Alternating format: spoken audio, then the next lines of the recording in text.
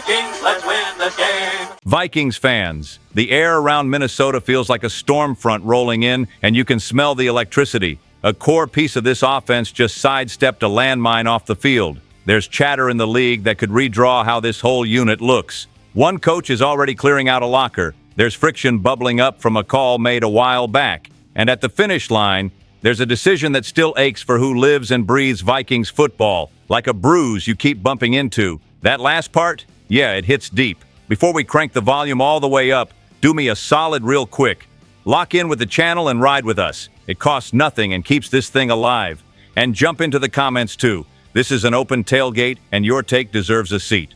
When this first surfaced, it felt like your chest tightened and the room went quiet, like waiting for bad news to drop through the ceiling. There was that sinking sense another young star might be lighting a fuse away from the field.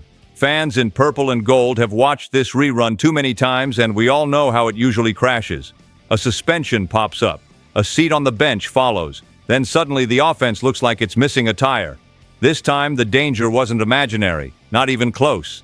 Inside the walls, conversations were bouncing like pinballs. Some worried about how the team would look publicly. Others focused on what it would do to the locker room pulse. Fans started scribbling mental depth charts. Who steps up? Who eats those targets? And the nightmare scenario hung there. One bad choice can torch a whole career. That's real. We've watched it happen. Then the wind shifted. Days later, the fog lifted. The claims disappeared. And there it was, Jordan Addison. The trespassing case closed. No conviction, no criminal mark. Relief washed over the fan base like rain after a heat wave. You could almost feel everyone unclench at once. And it wasn't just about Sundays. It was about a 24-year-old staring at either a trapdoor or solid ground. Let me be crystal clear right now. This flips the board on where he stands in Minnesota. Addison was already coming off a bumpy stretch. There was the suspension. There was the disciplined benching. There were whispers about maturity. None of that vanishes. You can't erase it. But when the legal cloud clears, everything tilts. The internal talks tilt. The way coaches speak tilts. And Kevin O'Connell showed that. He stood behind him. He talked standards and responsibility, but also support. He sounded like someone who knows losing that level of skill over something dumb would be brutal. And on the field, Addison has delivered. That clutch touchdown against Cleveland is still playing on loop in our heads. He's a big moment guy. No one argues that. Now comes the barroom splitting part. Even with this settled, his name keeps buzzing in trade circles. Phones ring, front offices peek around the corner. That's the price of being young, productive, and affordable. Only here do you get the full read, not just the headline flash. His trade value is strong, but his value in the building might be stronger. This offense needs steady hands, especially to help a new quarterback find his footing. And Addison brings real output. 3 seasons in, he's posted legit elite number 2 receiver production. Yards, scores, timely plays. You don't pluck that off a clearance rack. But there's another side staring back. The 5th-year option clock is ticking. Big dollars loom, and the uncomfortable question sits there like an unpaid tab. Can you trust him to stay locked in? That's where the argument lights up among who lives and breathes Vikings football. So I'm tossing it to you. Do you keep him, believe in him, and roll? Or do you hear offers while the window's still open? Because what follows can redraw the offense completely, and the next chapter tugs that same thread. Just when it feels like things might slow down, the offense gets another fork in the road, like headlights catching a new turn at night.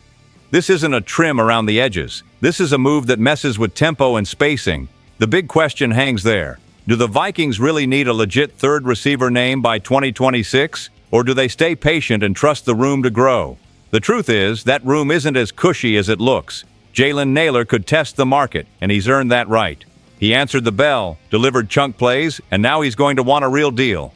Fair enough. Then there's another weight on the scale. Before May 1st, a 5th-year option decision looms for a key player. If Minnesota drags its feet, trade smoke thickens. And just like that, the depth chart reshuffles. That's where one specific name started echoing. After time in Seattle, the idea surfaced of the Vikings looking at Rashid Shaheed. This isn't just another jersey in the rack. This is pure jet fuel. A vertical burner, a guy who makes defenses inch backward the second he lines up. He also flips the return game on its head. That return touchdown? It went viral for a reason. Even casual fans clocked it. You saw it. I saw it. I said, yeah, that's a problem, and he is. But here's the hitch. Late January finds the Vikings counting cap dollars carefully. They're not swimming in extra cash. You can't just stroll in and toss money around. Bills are real. Decisions bite. That's where the fan base debate gets loud in purple and gold. Some want that cash sunk into the offensive line. Others want beef added up front on defense. And some stare at the offense and say it needs more fireworks or it goes stale. I see both sides. Picture an offense with Justin Jefferson and 2 more speed demons. That's a nightmare for secondaries. It speeds up reads, opens the middle, and eases the demand for perfection on every throw. But if you do that while neglecting other areas, it's like a coat that's too short.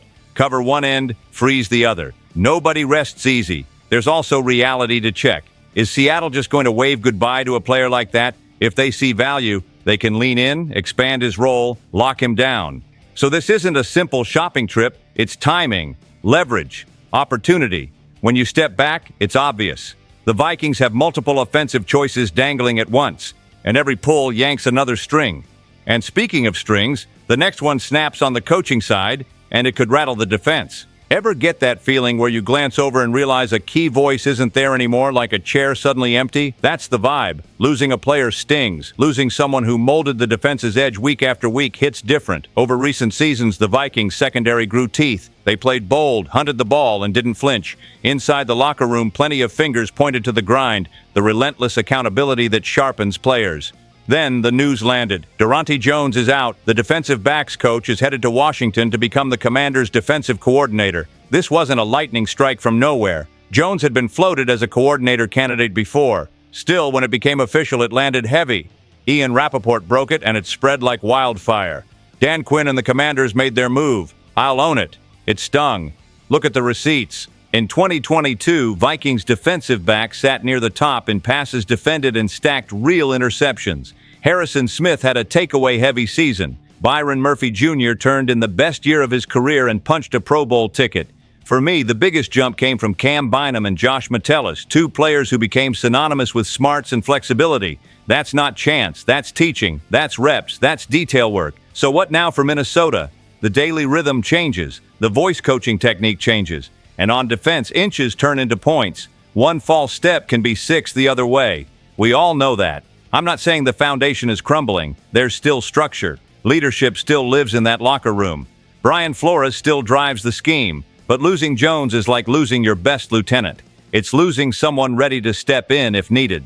That can shake confidence, even if it's never said aloud. Then comes the question mark. Who fills the seat?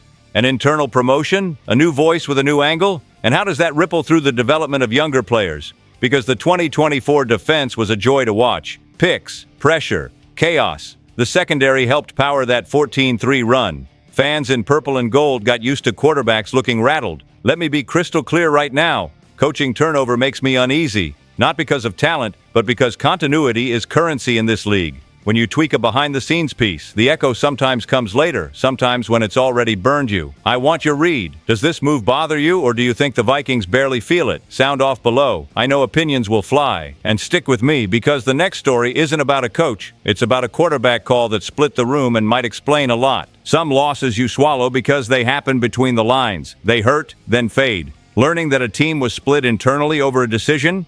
That sticks in your ribs. That's not just a bad read, that's people pulling opposite directions while the clock keeps ticking. Then the name that needles this whole thing pops up. Sam Darnold. Minnesota let him walk into free agency. The plan made sense on paper. Hand the keys to the young guy. Free up cap space. Build strong around him. But football doesn't offer rewinds. When Darnold landed in Seattle and started playing competent, confident ball, the comparison was unavoidable. It got louder as the Seahawks pushed deep. Meanwhile, Vikings fans watched their offense and felt it bogged down. Leaks from inside are heavy. Some in the building wanted Darnold back for one more year. Not a forever deal. A tag. A bridge. The logic was straightforward. Experience counts. Professional habits count. On a roster trying to win now, that matters. On the flip side, there were doubts about whether J.J. McCarthy was ready for that load so fast. Not just calling plays, but commanding the room, setting the daily tone. On a veteran-heavy roster hungry to win, that pressure becomes a weight vest. Then came the gut punch. Early in 2025, as Minnesota's offense sputtered, Seattle looked loose. Darnold spread the ball. Explosive plays showed up. Rhythm and confidence followed. And those things are contagious. Yes, even back in the Vikings locker room, comparisons bubbled. Look at them. Look at us. That messes with any group. There's a fragile layer here too. When one quarterback clicks with his targets and the other stalls, things get personal in a hurry. It's never just one guy. It's scheme, protection, reads, chemistry. But fans in purple and gold know the drill. The quarterback wears the project's face. If it falters, the blame sticks to him and the people who bet on him. Let me be crystal clear right now.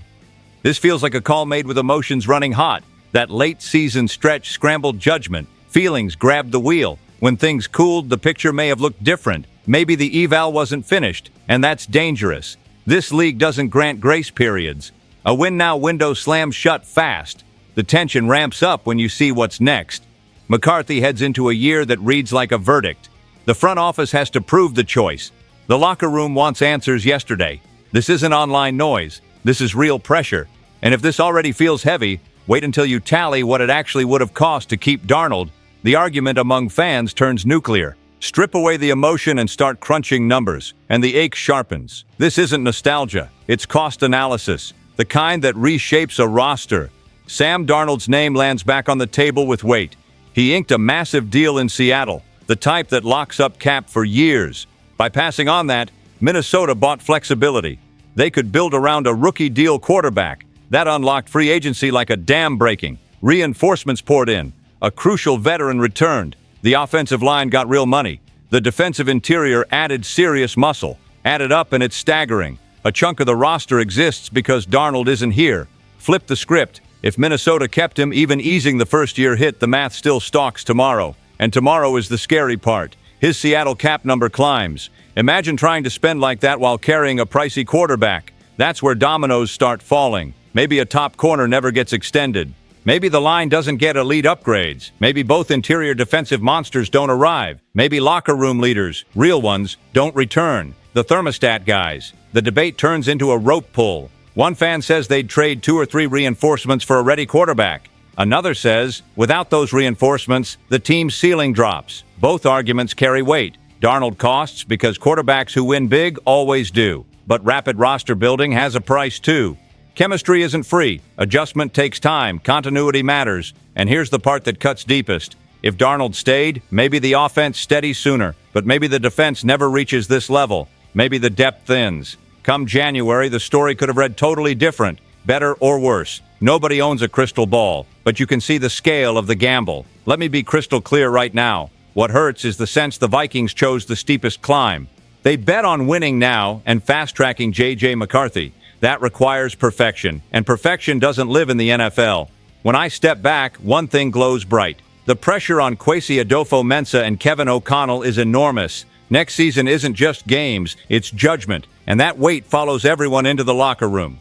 I'm going to say something that'll rub a few folks wrong, but I've carried it for years. The Vikings are staring at a fork in the road. Living in almost isn't enough anymore. We just watched Jordan Addison dodge an off-field catastrophe. We heard trade winds swirl around the offense. A speed weapon like Rashid Shaheed entered the chat. The staff took a real hit with Durante Jones leaving. And the curtain lifted on the Sam Darnold saga that split opinions inside the building. None of this is random. It's a team trying to compete while shedding old skin. Here's where I plant my flag. If the Vikings nail the offensive direction over the next few months, this roster can make noise for real. Miss it, and you're back on the carousel. Swapping pieces, tweaking messages, feeling that familiar not return. Fans in purple and gold know that ride too well. Nobody wants it every year. I'm 55. My heart's not signing up for that. The takeaway is simple. Every thread today ties back to culture and choices. Addison has to grow up and stay steady. The offense needs speed and depth without robbing Peter to pay Paul. The defense has to keep its edge with a new voice. And the Darnold versus McCarthy weight hangs there until snaps and scores settle it. I want you in this. Drop your thoughts below. This place belongs to everyone who lives and breathes Vikings football. Tell me which call scares you most. Tell me which one gives you hope.